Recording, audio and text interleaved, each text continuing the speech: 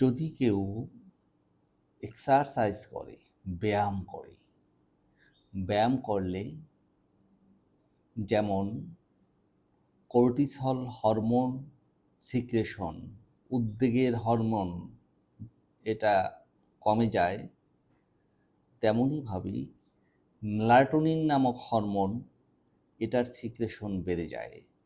Melatonin hormone secretion বেড়ে যাওয়ার কারণেই ব্যায়াম করার পরে ঘুম ভালো হয়।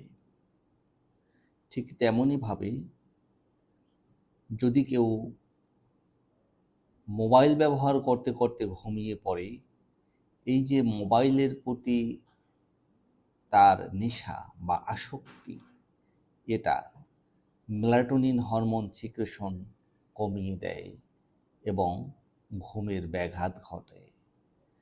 কাজেই নিয়মিত শরীরচর্চা করা উচিত এবং এই মোবাইল বা স্ক্রিনে ব্যবহার অনেকটাই কমিয়ে দেওয়া উচিত, বিশেষ করে ঘুমের 2 ঘন্টা আগে থেকে। ভালো থাকবেন, সুস্থ থাকবেন।